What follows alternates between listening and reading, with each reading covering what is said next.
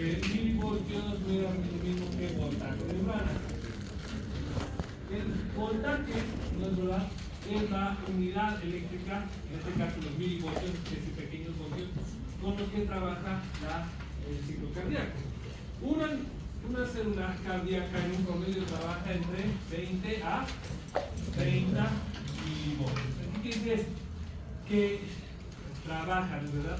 Es decir, la contracción, es decir, el potencial de acción se alcanza aproximadamente en estos voltajes, ¿no? En orden, ¿no es verdad? Encontramos que para que haya una actividad eléctrica que viaje de arriba hacia abajo, tenemos que tener una unidad funcional que transmita, porque la energía se transmite, en este caso que transmita el potencial eléctrico. En este caso, es esta unidad que corresponde al sistema cardionector. El sistema cardionector representa entre el 8 y el 9% de todo el corazón, es decir, casi nada. En algunos corazones, por ejemplo, representa aproximadamente el 10% de la masa cardíaca. Pero tienes que tener un corazón muy grande. Ejemplo, ¿quiénes? Personas que miden más de 1,85 m, 1,95 m. La conducción inicia acá en el nódulo sinusal. El nódulo sinusal, ¿no es verdad?, es el que da inicio a la actividad voltaica. ¿Y de dónde viene el estímulo funcional de la actividad voltaica? Hemos visto la semana pasada cuando hemos visto el sistema simpático y el parasimpático. El simpático estimula la actividad contráctil y aumenta, ¿qué otra cosa más? El ciclo cardíaco. ¿Qué quiere decir el ciclo cardíaco? ¿Cuántas veces se contrae en una unidad de tiempo? Que en este caso corresponde a 1 minuto. El nódulo sinusal, no es verdad, el de acá arriba, tiene una particularidad en relación a, hemos dicho entonces, recalcamos, ¿no es verdad?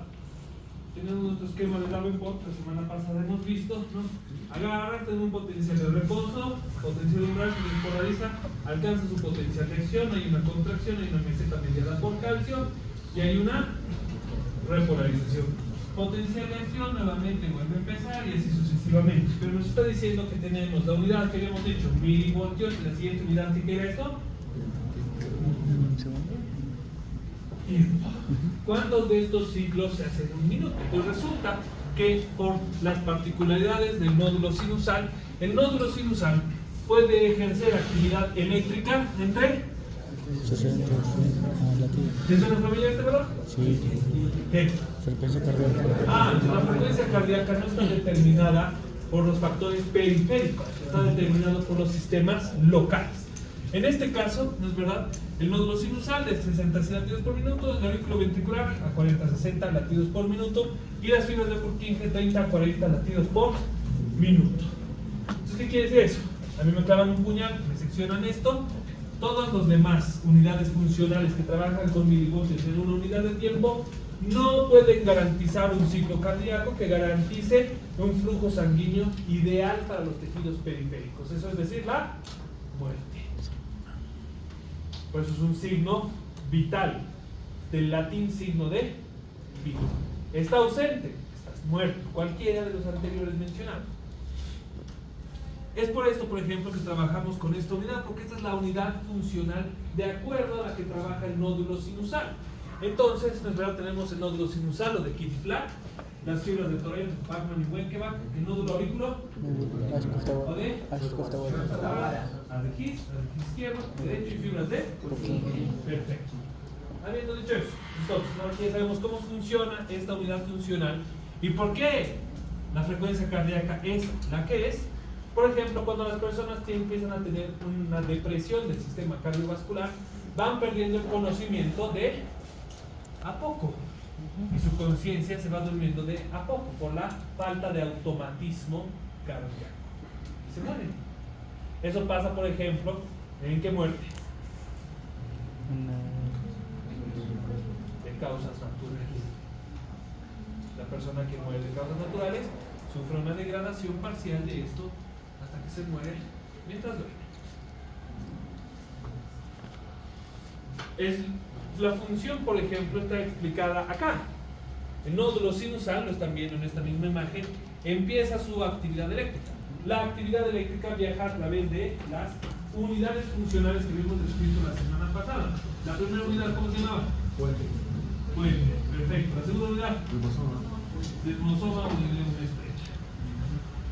Estas dos unidades, no es verdad, están hechas para garantizar una función que es la función contráctil. La función contráctil auricular y la función contráctil ventricular. De todas estas, la función ventricular es la que determina con su contracción cuánta sangre sale en un solo latido, que se llama volumen latido. Este volumen latido trabaja con la unidad de tiempo, que es la frecuencia. Estos en conjunto se llaman gasto cardíaco. Y el gasto cardíaco determina el volumen que participa en la perfusión. De todos estos, este gasto cardíaco corresponde a la unidad con la que trabajamos, que es el volumen de perfusión, que coloquialmente se llama, pero científicamente se llama entrega de oxígeno. El volumen de perfusión, ¿qué es lo que entrega? Oxígeno. El oxígeno participa en qué cosa? El ciclo de, donde se sintetiza ATP y se mantiene viva al tejido.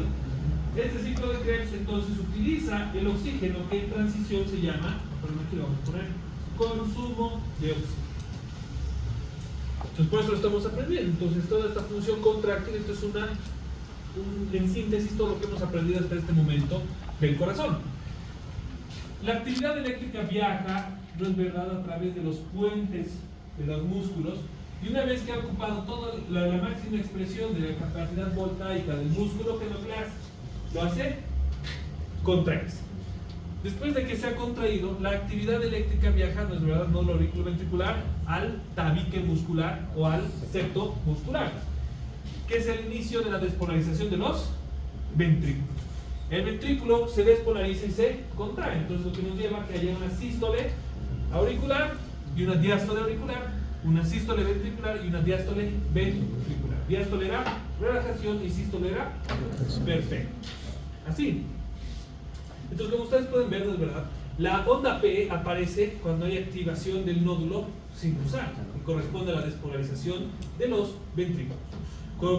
Posteriormente, por ejemplo, y encontramos el complejo QRS, siendo el inicio del complejo QRS la despolarización del ápice del tabique interventricular, que en este caso es muscular, el descenso de la actividad cardíaca, contracción de la cámara anterior, que corresponde a la onda R, y cámara posterior, que corresponde a la onda S. Se contrae el ventrículo. Las presentaciones anormales, no es verdad, del electrocardiograma nos dice que no solo tenemos que tener cuidado con la morfología de las ondas, sino con su diámetro de separación. Acá, si están muy cerca, ¿qué quiere decir? Están muy cerca una de las ondas. Taquicardia. Si están muy separadas las unas de las otras, Bradicardia. correcto. A más voltaje, más cerca del nódulo que hemos colocado. A menos voltaje, más alejado, pero sigue habiendo actividad eléctrica. Y vamos a ver eso después. Lo que ustedes están viendo aquí, ¿no? Lo que ustedes están viendo aquí, un electrocardiograma tiene este aspecto normalmente. Lo que ustedes están viendo es esto. Estas ondas son una onda P. Se llaman ondas P. En contraste a otras ondas, por ejemplo. ¿Saben qué se llaman? Aquí están. Se llaman ondas P. ¿Cuál es la diferencia, por ejemplo? ¿Cuál es la diferencia entre esto, por ejemplo? ¿Cuál es la diferencia entre una Q y una Q? Es decir, ¿cuántos cuadraditos tiene por adentro un electrocardiograma?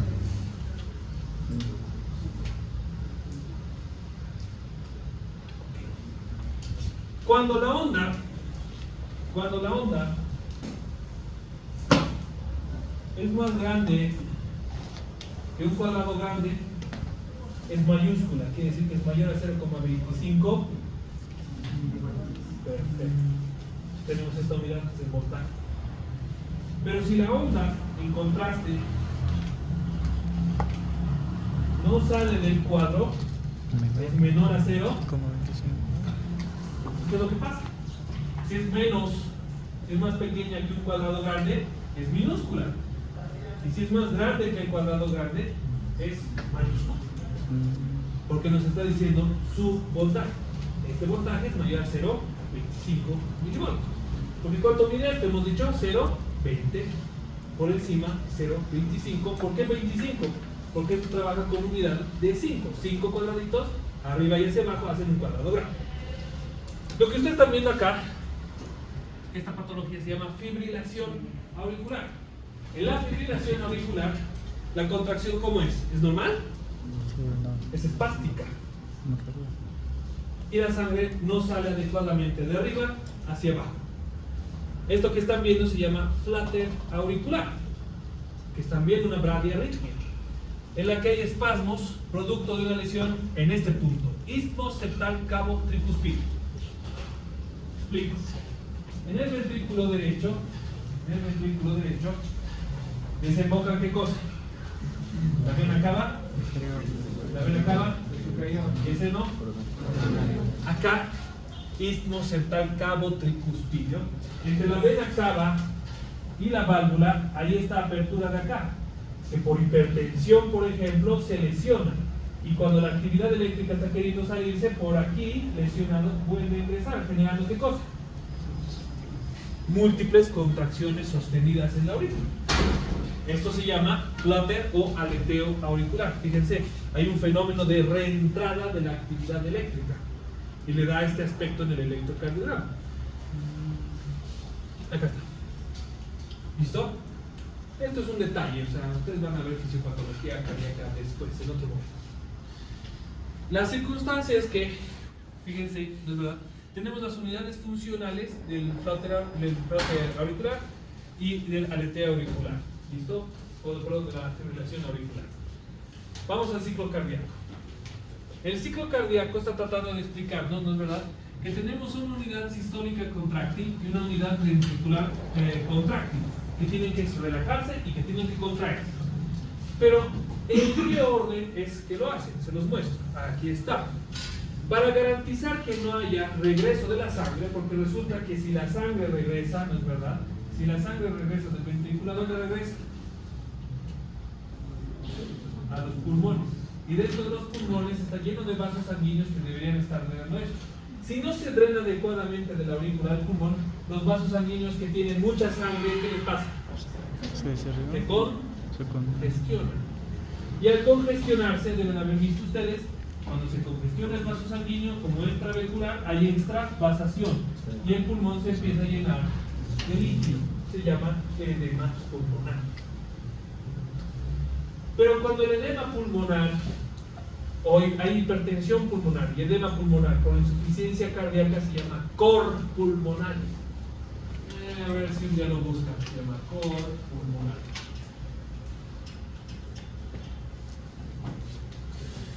Veamos. La contracción de las aurículas hace que haya apertura de las válvulas auriculoventriculares, con la tricuspidea y la bicúspide, o también llamada mitral. Esta circunstancia nos dice que tiene que haber un perfecto orden en el fenómeno, en el orden de los fenómenos. Quiere decir que mientras hay sístole auricular, tiene que haber apertura de las válvulas auriculoventriculares, mientras hay diástole ventricular. En contraste, cuando hay diástole auricular, debe haber cierre de las válvulas auriculoventriculares con sístole ventricular con apertura de las válvulas sigmoideas. ¿Cuáles son las válvulas sigmoideas? Las que salen del corazón. Pues tenemos dos válvulas, ¿no es verdad? Las interventriculares y las sigmoideas que están saliendo. Recalco. Durante la sístole auricular hay apertura de las válvulas auriculoventriculares con diástole ventricular con cierre de las válvulas sigmoideas. Durante la diástole auricular hay cierre de las válvulas auriculoventriculares con sístole ventricular con apertura de las válvulas sigmoideas. Ahora, si eso es muy problemático, ¿no es verdad? Es muy importante porque la sangre tiene que salir así. Lo que ustedes están viendo aquí, fíjense, ¿queda algún residuo? Casi ninguno. Aquí queda un residuo pequeñito, en azul. Si lo miran detenidamente van a ver. Lo que ustedes están viendo aquí es una ecografía que se llama ecodoppler. El Doppler no solo nos permite ver las imágenes que son hiperecoicas. ¿Qué es hiperecoico? que es sólido, sino que también nos permite medir el flujo y la presencia de los líquidos. Rojo, flujo turbulento rápido. Amarillo, flujo turbulento lento. Azul, flujo turbulento lento. Verde, flujo turbulento rápido. Listo, ya saben leer el Doppler. Se sale líquido y yo puedo ver cuánta cantidad de volumen se queda y qué volumen se sale.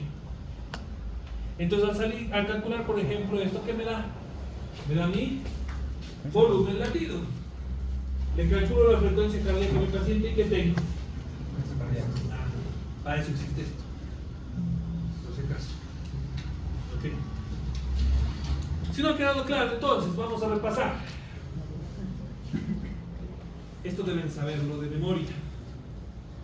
Esto deben saberlo de memoria. A mí me sirve mucho que me entiendan, pero hay veces en la vida que no todo es razonamiento clínico. A veces en la vida hay que saber las cosas porque hay que saber, si esta es una de ellas. Las fórmulas, por ejemplo, a mí me sirve que ustedes sepan para interpretar la fórmula. No me sirve. A mí lo que me sirve, que me sepan el índice de dilución osmótica del sodio, me sirve para algo. No me sirve. Me sirve para que ustedes calculen la osmolaridad plasmática si se sabe la fórmula de memoria. Sí, eso me sirve. Así de sencillo. ¿Y por qué me sirve a mí, que soy su docente? Para nada. Me sirve a sus pacientes. Si es que alguna vez quieren tener uno, ¿no? Primera fase, entonces, ¿qué dice? Sístole auricular, es decir, contracción de las aurículas. La contracción de las aurículas tiene un objetivo, que es que la sangre pase de la aurícula al ventrículo. Entonces, ¿qué le pasa a las válvulas? Se abren. Las válvulas no están aquí y es por una razón y es por su tarea. Pero no se preocupen. Fase de llenado ventricular rápido. Vamos a ver. Había un potencial de acción con sodio y una meseta con calcio. Con sodio es la contracción más fuerte o la más débil. Entonces, ¿qué es lo que pasa? El ventrículo, la aurícula se contrae fuerte. La sangre sale del ventrículo y el ventrículo se llena. Pero hay una fracción de segundo donde se mantiene una contracción. Se contrae, se queda contraído para garantizar que salga la mayor cantidad de sangre posible al ventrículo. Eso se llama. Entonces tengo una despolarización con sodio y una hiperpolarización mediada por. Parece ver. Ok. Entonces le sigue la sístole. ¿Qué dice ahí? Isovolumétrica. ¿Qué quiere decir eso? Entonces, se contraen los ventrículos, sale 70 ml. Iso igual volumen. Entonces, ¿cuánto sale del derecho? Contracción ventricular, isovolumen. Hay una contracción mediada por sodio, fase de eyección rápida. La sangre es eyectada del ventrículo. Se sale. Y hay una contracción sostenida mediada por. ¿Qué corresponde a la fase de eyección? Lenta. Se contrae rápido. Tiene contraído una fracción de segundo y termina de vaciarse lentamente. Si yo tuviera aquí mi vaso de café, ¿no? Me compro una de esas leches de mora de unos 50 afuera, que es una maravilla. Me tomo medio café, abro la leche y le hago así. ¿Qué va a salir? ¿No ves? Pero para que termine de salir, ¿qué le hago? Así de sencillo. Estoy haciendo lo mismo con el corazón. Entonces, cuando le he apretado han salido 70 ml, el mantener apretado han salido los otros 20 ml. Y esa suma de la fracción rápida y la fracción lenta se llama. Esto está directamente relacionado.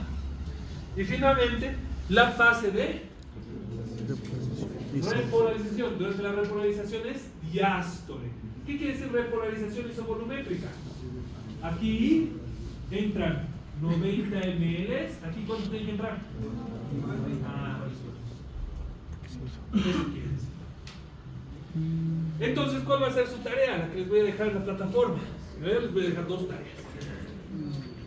La primera tarea va a ser que van a hacer un esquema, que ya saben de memoria, pero luego van a hacer el del músculo estriado esquelético, que lo pueden encontrar en el guide. Y me van a decir en su tarea que van a hacer a mano las diferencias. ¿Sí?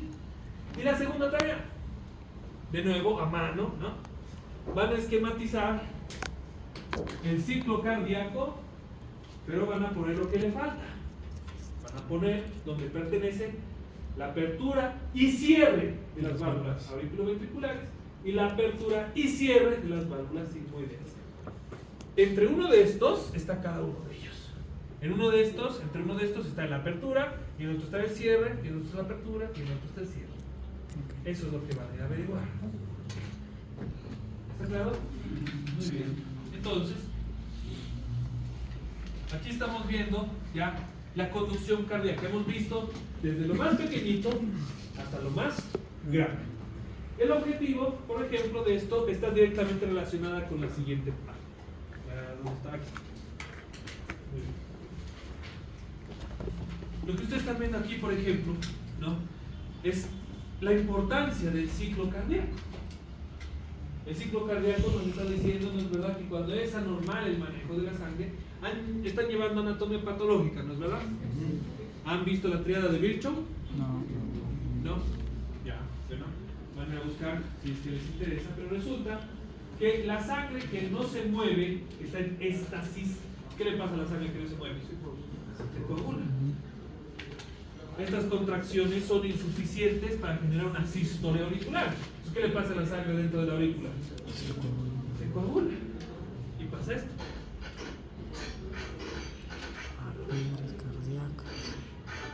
Lo que ustedes están viendo ahí es un coágulo que se muere por salir y obstruir un vaso sanguíneo en estas arritmias. Entonces resulta que al ser doctor había sido bien difícil, porque si yo le distingo una arritmia cardíaca a mi paciente, le tengo que saber los medicamentos antiarrítmicos y tengo que saber los medicamentos trombolíticos. Aquí se forma un trombo. Anticoagulante no me sirve para nada, porque es antes básicamente, y así coaguló esto. Tengo que hacer lisis de la coagulación, como por ejemplo ¿con qué? Con heparina, o proteína C, o proteína S, tantas cosas, ¿no? Entonces por eso sucede. Pero si yo solo sé arritmias, le voy a dar el antiarrítmico, esto se va a volver normal y el coágulo se va a salir, porque le voy a haber quitado el éxtasis sanguíneo, voy a haber matado con mi tratamiento. Y si no lo voy a haber matado, por lo menos lo voy a dejar con secuelas graves el resto de su vida. Si se infarta su cerebro y tiene la mala suerte de no morirse, yo preferiría morirme. No poder mover mi mano o mi cara, no poder limpiarme el trasero después de defecar, porque eso que te pasa. Por eso hay que ser cuidadoso con quién te haces atender. ¿Ven? Okay. Creo que ha quedado claro que hay que saber esto, porque no es un negociable, que deben saber. Súper, ¿vale? Vamos a las propiedades cardíacas entonces. Todo lo que hemos visto hasta este momento, ¿no es verdad?, ha estado directamente relacionado, ¿no?, con las propiedades cardíacas. Vamos a verlas unas por una. A ver, recordatorio. En el carrito de choque, ¿qué hay en el primer cajón? A ver, van al hospital. Está la enfermera con su carrito de choque. Código azul, no sé qué.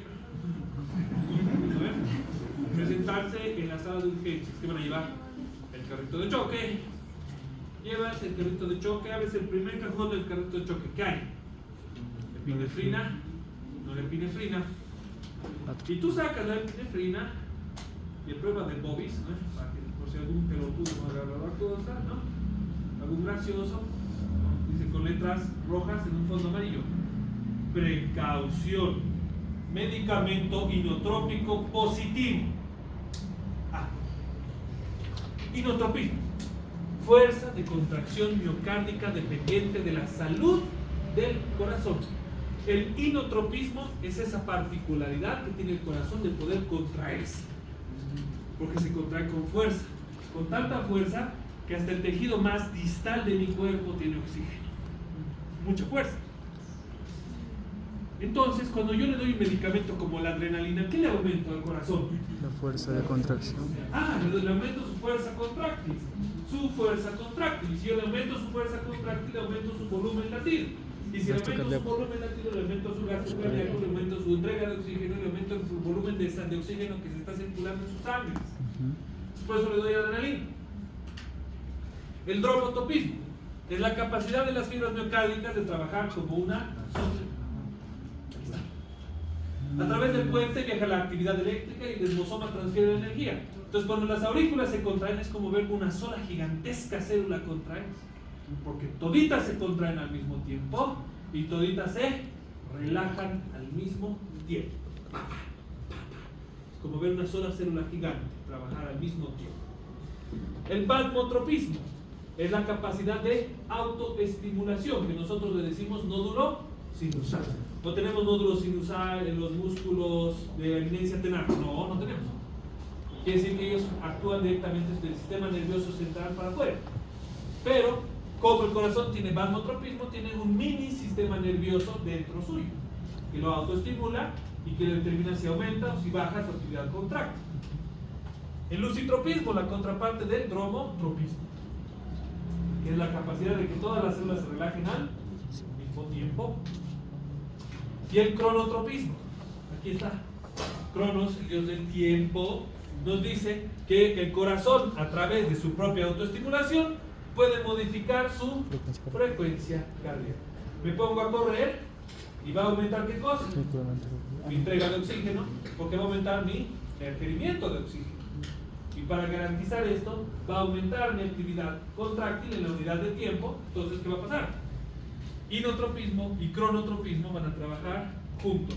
Va a aumentar el cronotropismo, por lo tanto, ¿qué va a aumentar? La contractibilidad. ¿Y por qué puede aumentar la contractibilidad? Porque puede autoestimularse. Así de sencillo. Entonces, ¿cuál es el objetivo? Mantener vivos a los tejidos, nada más. Que el corazón, como bomba, pueda garantizar que los tejidos más periféricos, más cercanos al corazón, todos tengan la misma concentración de oxígeno, ¿no? Y que puedan mantener su ciclo de Krebs intacto. Porque para el que creía que, no es verdad, el ciclo de Krebs no servía para nada, es porque todavía no hemos llevado shock. Ni cardiogénico, ni vasogénico, ni urogénico, ni séptico, ni distributivo, ninguno de esos hemos llevado y por eso creen que el ciclo de Krebs no sirve para nada. Entonces, ¿no es verdad? Hay formas de aprenderse esto, ¿no es verdad?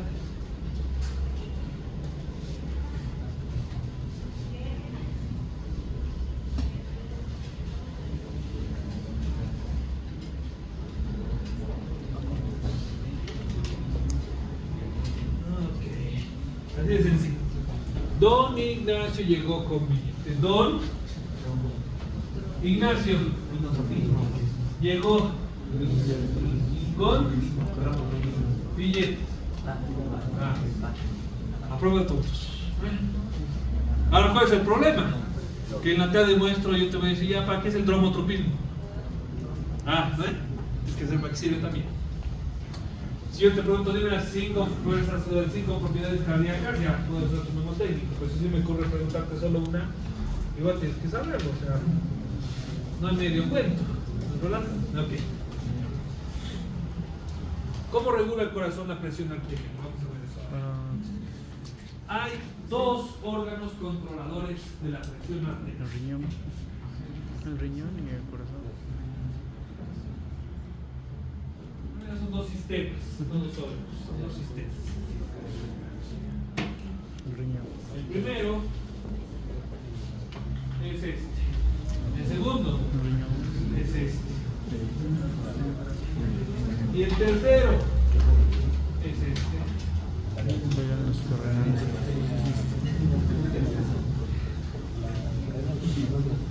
Bien. Resulta, no es verdad, que ¿qué quiere decir físico? Tangible. Quiere decir que ocupa un espacio en el medio de realidad en el que existe. Eso quiere decir físico. Por lo tanto, todo lo que quiere decir dinámico en relación al movimiento de las sustancias y objetos en el plano en el que nosotros existimos se llama fenómeno físico. Ustedes en el colegio saben eso, física se enseña, voy a explicar. Quiere decir que todos los fenómenos que están participando dentro de los vasos sanguíneos son tangibles.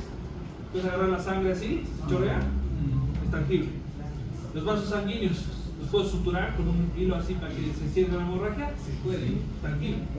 Entonces, tenemos nuestra fórmula física que explica el fenómeno de la sangre, de que flujo es igual a presión dividido entre resistencia. Entonces, ¿cuál se opone? La resistencia. ¿Quién está a favor de la salida de la sangre? Lógico, porque es lo que habíamos visto la semana pasada. Habíamos visto, ¿verdad?, que el corazón puede contraerse, y al contraerse genera presión, y la presión está hecha para que el líquido salga del ventrículo. Sin embargo, el fenómeno no acaba ahí. Habíamos quedado que ejerce unos entre 70 a 120 milímetros de mercurio de presión. ¿Qué ejerce esto? La contracción del miocárdio. ¿Y a dónde expulsa? A la aorta. La aorta, por el simple hecho que es física, es sólida, se opone a la salida de la. Entonces tenemos la presión del ventrículo que está a favor de la salida de la sangre, y las paredes de los vasos sanguíneos que se oponen. Y esta resistencia es en todo el cuerpo, no es solo en la aorta. Esto se llama resistencia vascular sistémica, y es la fuerza que se opone a la salida. Entonces, ¿qué es lo que sucede? La sangre sale y se choca contra la pared y se genera ¿cuánto? ¿Con cuánto ha salido? Digamos, vamos a quedar que ha salido 90 milímetros de mercurio. Entonces, ¿cuánto del fenómeno de fuerza se ejerce? 90. Y luego se choca contra acá. ¿Saben cuánto ejerce? 90.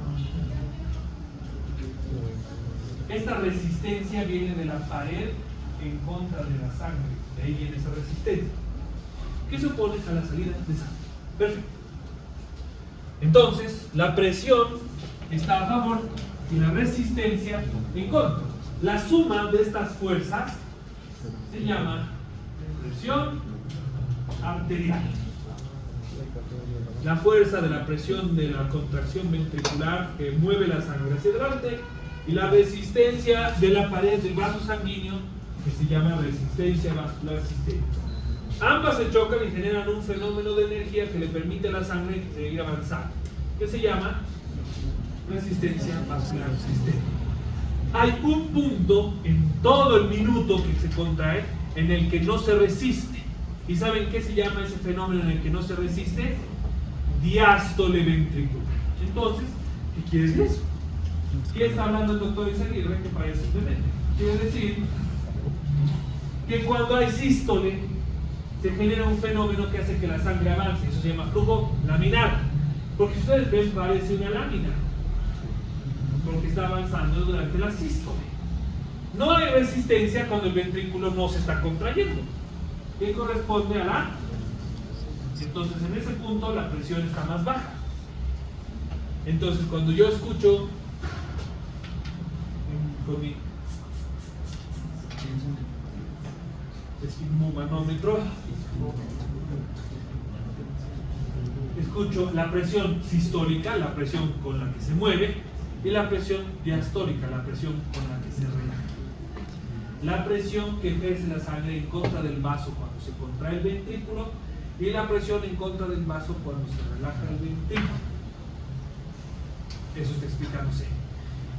Ahora, pregunta del $1.000.000. Los vasos sanguíneos, mientras más cercanos al corazón, ¿son más grandes o son más pequeños? Y mientras más se alejan, más pequeños. Perfecto.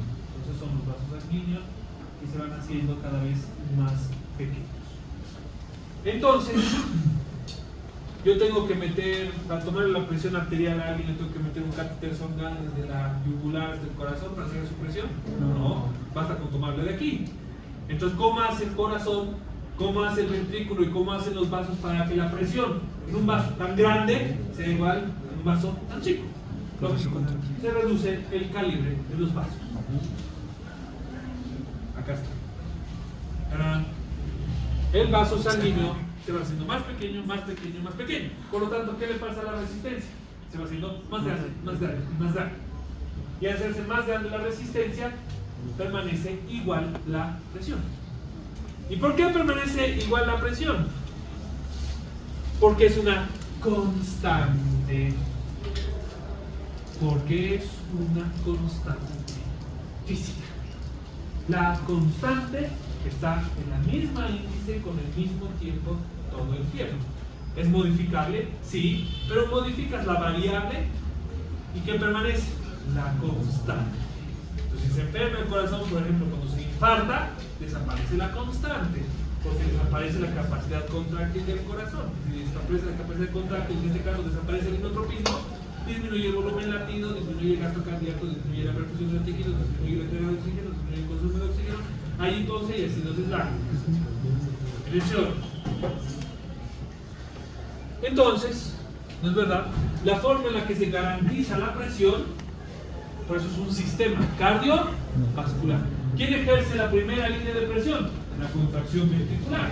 Pero para que la presión se mantenga, le damos una constante de 90 milímetros de mercurio, entonces modificamos una de las variables y disminuimos el calibre del vaso sanguíneo. Por lo tanto, toda la contracción del ventrículo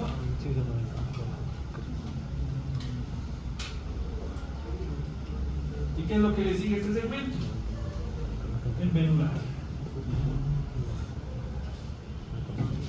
La presión es igual, la presión es igual, la presión es igual, la presión es igual, la presión es igual, la presión es igual, la presión es igual, la presión es igual, y sigue igual, y sigue igual, y sigue igual, y no cambia, porque disminuye el calibre, aumenta la resistencia, pero la constante de presión no se modifica. Entonces yo te rajo el cuello, la sangre sale pulsátil, diástole, sístole, diástole, sístole, dándole este aspecto a la sangre, el flujo laminar. Ahora, todo esto es modificable, habíamos quedado, con la ley de Poiseuille. La ley de Poiseuille, como me decía mi doctor Patricio, a las chicas les gustan cortas y gruesas. El flujo es directamente proporcional al radio, inversamente proporcional a la longitud. Fíjense, si yo a esto lo hago dilatarse, ¿qué le pasa a la presión? Choca aquí, choca aquí, choca aquí, se empieza a perder. Entonces le reduce el calibre. La ley de Poiseuille, sin embargo, dice que el flujo es mejor cuando a las chicas, los vasos, las venas, corto y más ancho, pasa mejor. En contraste a más estrecho y más largo. El flujo es directamente proporcional al radio, inversamente proporcional a la longitud. Directamente proporcional al radio, inversamente proporcional a la longitud. Es la ley de Poiseuille. Estas modificaciones se hacen, ¿no es verdad? Los vasos sanguíneos no es que viven por ahí haciendo lo que ellos quieren. No. Tienen que recibir un grado de autonomía, que es de ahí donde viene la palabra. Entonces tenemos dos fenómenos, uno en el que el vaso se abre y uno en el que el vaso se hace más estrecho. ¿Saben qué se llama eso? Vasodilatación o vasoconstricción. Entonces hay sustancias que pueden hacer que se contraiga y hay sustancias que hacen que se dilate. ¿Y quién determina eso? Los voy a dibujar acá, tal vez lo reconocen, es muy famoso.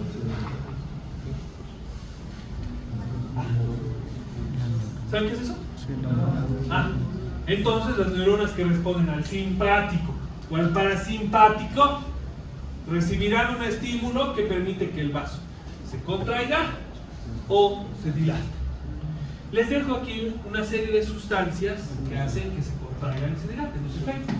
¿Por qué? Porque, fíjense, si yo hiciera, ¿verdad? Ay, más bien, ustedes han llevado fisiología, entonces saben que los potenciales de membrana actúan a través de proteínas. Entonces, ¿qué es lo que quiere decir eso? Quiere decir que si yo dibujara, ¿no?, la membrana aquí de la neurona, verían que hay una proteína funcional. ¿Qué dice aquí? Beta. ¿Y aquí qué dice? La proteína se llama todita beta. Pero resulta que las proteínas tienen subunidades. La proteína está dividida en dos, literalmente. Una unidad 1 y una unidad 2. Son la misma proteína, pero una subunidad distinta. Y ahí le ponemos su nombre. Beta 1 y beta. Entonces, ¿qué es lo que sucede? Depende a las circunstancias. Me pongo a ejercitarme, me pongo a dar un examen de oficio, me apuntan con un arma, es altamente estimulante, entonces entra el simpático, la estimulación adrenérgica. El adrenérgico es altamente estimulante por el beta. Entonces, ¿qué pasa los más sanguíneos? En contraste, voy al dentista, me pone óxido nítrico y el óxido nítrico que actúa directamente sobre la endotelina de la endotelina 2 hace que se dilate porque interactúa con el beta. Los vasos sanguíneos se dilatan, se pierde el flujo. ¿Qué me pasa? Me duermo, me sangre en mi cerebro, porque no hay presión que garantice la llegada del flujo, porque el flujo es directamente proporcional al radio, inversamente proporcional a la longitud. Ahora, si les preguntara yo, ¿cuál es la unidad anátomo-funcional del cerebro? La neurona. Mal, la neurona sináptica, porque existe la neuroglía también, ¿no es verdad? El oligodesmoscito, el astrocito, o sea, ok, bueno. ¿Cuál es la unidad anátomo-funcional del riñón? El túbulo urinífero, ¿no ven? Túbulo nefrona con túbulo colector. Si les dijera cuál es la unidad anátomo-funcional del corazón, la suma de estos, ¿qué hace pues? Un miocardio 5. Y si les dijera cuál es la unidad anátomo-funcional de la presión arterial, ven que no leí su libro de historia, hasta aquí. Resulta que esto está estimulando el vaso sanguíneo, sí, pero también está estimulando una unidad funcional que trabaja de la siguiente manera. Tenemos nuestro vaso sanguíneo arterial, ¿no? Nuestra meta arteriolar, la vénula y las venas, que tienen múltiples drenajes venosos, a diferencia de los vasos sanguíneos arteriales. Y estos pueden ser ascendentes o descendentes, a diferencia de los arteriales, que son rectos o transversales. ¿No ven, anatomista? Entonces, les presento al esfínter precapilar. El esfínter precapilar se encuentra aquí rodeando los segmentos arteriales. Es muy sencillo de entender. El esfínter precapilar, esfínter antes del capilar, quiere decir. El esfínter precapilar se abre y todo se pasa al drenaje venoso. Entonces se pierde el líquido del segmento arteriolar, es decir, ya se pierde el flujo. Y se pierde el flujo, se pierde la presión. Entonces, ¿qué le pasa a la presión? En contraste, el esfínter precapilar se cierra y toda la sangre se retiene en el extremo arteriolar y se tensa el vaso sanguíneo por retención de líquidos, en este caso de la sangre. Y entonces aumenta la presión aquí, y aumenta la presión aquí, y aumenta la presión aquí, y aumenta la presión aquí, y así sucesivamente hasta llegar aquí. Entonces, ¿qué le pasa a la presión si retenemos el flujo? Entonces el esfínter precapilar se abre, se llena todo el lecho capilar y pasa al extremo venular, que el extremo venular ya no responde a esto. Existe la sangre. El esfínter precapilar se cierra y sí existe drenaje, pero es mínimo. La mayor parte, fíjense, el esfínter cerrado, la mayor cantidad de volumen se queda en el extremo arteriolar y la presión aumenta. Bajo esta premisa, durante una enfermedad de origen desconocido llamada hipertensión, ¿qué vasos sanguíneos sufren más? ¿Los grandes o los chicos? Los chicos. Lógico, porque ahí es donde más presión se ejerce si se cierra el esfínter. Entonces, no es raro ver que la hipertensión sea el asesino silencioso, porque hay nefropatía hipertensiva, neuropatía hipertensiva, retinopatía hipertensiva y coronariopatía hipertensiva, todos caracterizados por tener microcirculación. ¿Y por eso? Entonces, ¿no? Aquí les dejo una lista de sustancias que generan vasoconstricción y vasodilatación. Entonces, el día de su test demuestro que no se sorprendan ni tantito que si su caso clínico de insuficiencia cardíaca yo les diga cuál de estas sustancias, la angiotensina 2, aumenta o disminuye la presión. Entonces, yo vengo aquí a mi lista angiotensina 2, ¿no? Donde está la lista de vasoconstricción. Y la vasoconstricción hace que haya más retención de líquido en el extremo arteriolar. ¿Qué es lo que sucede? Retengo el flujo y aumenta la presión. Entonces, si yo les digo, pero esa es una pregunta sencilla, la angiotensina, ¿sube o baja la presión? ¿Cómo? Ahora ya saben, ¿qué esperan?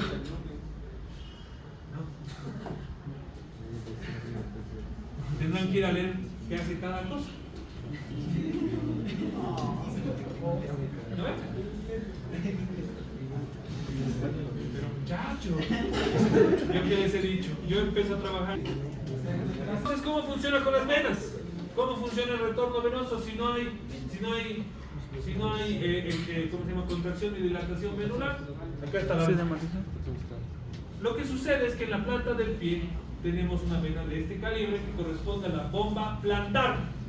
Y con cada paso que yo doy, con fuerza física de mi pie en contra del suelo, entre mi pie y el suelo está la bomba plantar. Y yo la aplasto y hago que la sangre ascienda.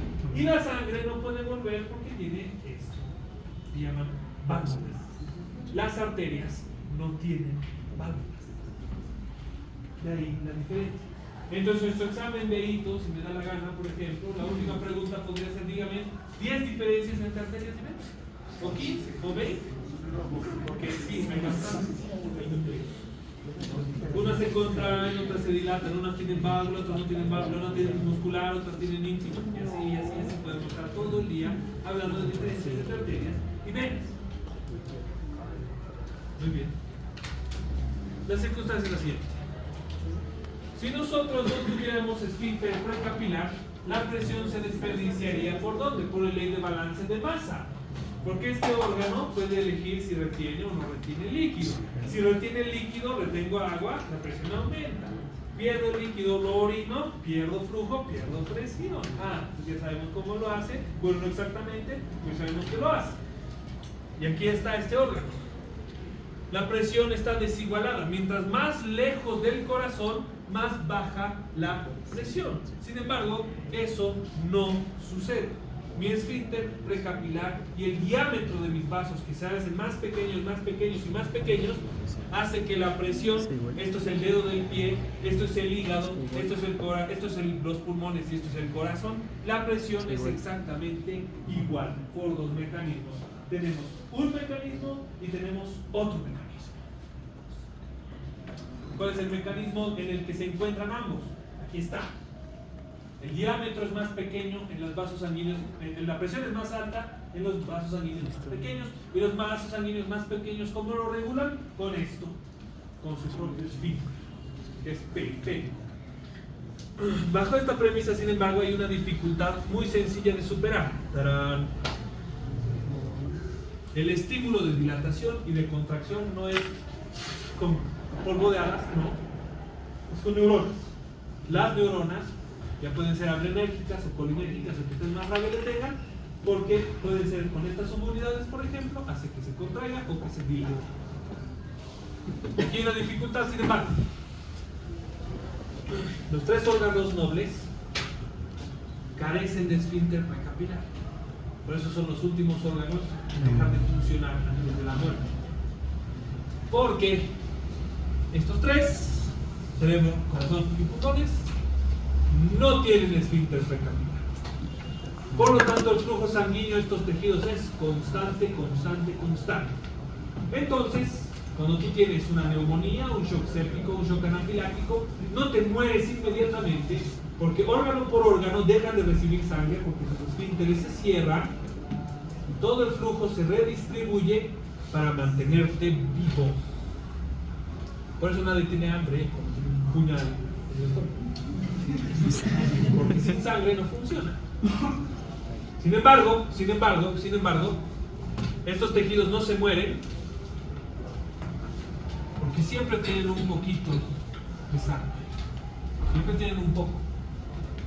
Lo suficiente para mantenerse funcionando sin morirse.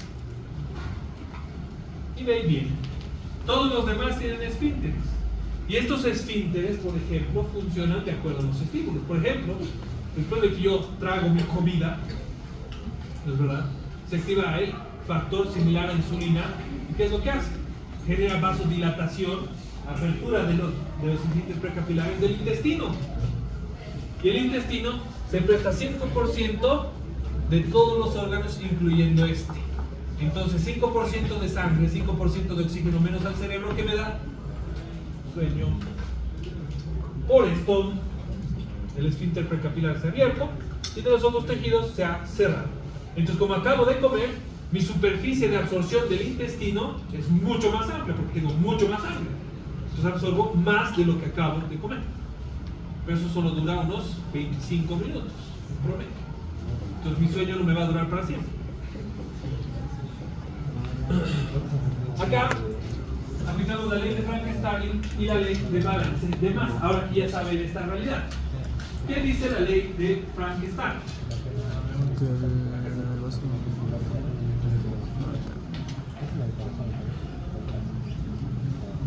La ley de Frankenstein me dice que la máxima elongación de la fibra miocárdica determina el volumen látigo. La máxima elongación de la fibra cardíaca determina el volumen. Mientras más se estira, más sangre sale. Mientras menos se estira, menos sangre sale. La máxima elongación de la fibra miocárdica determina el volumen. Más se estira, más sale. ¿Y yo cómo puedo aumentar la contractibilidad? Por ejemplo, si le doy adrenalina, aumentará el inotropismo, por ejemplo. Entonces, ¿qué le pasa a la fibra miocárdica? Se elonga más. ¿Y cuál es el resultado? Sale más. ¿Y para qué sale más sangre? ¿Cómo garantizo que la sangre llegue? Porque como la adrenalina, por ejemplo, la nueva adrenalina es estimulante, ¿qué le pasa al vaso sanguíneo? Se contrae. Y si se contrae, ¿qué aumenta? ¿Qué aumenta? No te mueres. Porque garantizas la entrega de oxígeno. Así. Sin embargo, no se olviden que siempre hay un grado de resistencia. Entonces tenemos el volumen telediastólico final, el volumen de sangre dentro de la aurícula antes de la sístole, es decir, en cuánta sangre hay dentro de la aurícula durante la diástole. Y el volumen telesistólico final del ventrículo, el volumen de sangre dentro del ventrículo después de que se ha contraído. ¿Queda sangre dentro del ventrículo después de que se ha contraído? No se vacía al 100%. Siempre queda. Esta fuerza de acá garantiza que se quede siempre un poquito. Esa pequeña cantidad de sangre que queda dentro del corazón después de que se ha contraído se llama telesistólico final. Volumen total al final de la sístole, quiere decir esto, que es del ventrículo. Si yo, por ejemplo, sufro un infarto agudo de miocardio, ¿qué le pasa a mi inotropismo? ¿Qué le pasa a mi actividad contráctil? Disminuye, porque disminuye el inotropismo. ¿Qué le pasa a la entrega de oxígeno? Disminuye, porque disminuye el volumen latido. Si disminuye el volumen latido, disminuye la entrega de oxígeno. Si disminuye la entrega de oxígeno, disminuye el consumo de oxígeno. Y la persona empieza a desmayarse, perder conocimiento porque sus tejidos no funcionan sin oxígeno. Y la función contráctil, la función como bomba del corazón ha sido comprometida, por lo tanto no funciona. Sin embargo, si el corazón se contrae, ¿la aurícula se ha infartado? No, sigue funcionando. El corazón se sigue llenando. Entonces, ¿qué le pasa al volumen telesistólico final? Aumenta, porque el corazón no puede contraerse para sacar. Con la contracción parcial que tiene de lo que se ha infartado, un volumen cada vez más grande se empieza a quedar. Y si no sale la sangre, no sale compresión. Y si no sale compresión, no hay flujo laminar y no hay nada de esto. Así. Recarga, dos cables. La ley del balance de masa, que ya les había explicado en inicios de fisiología.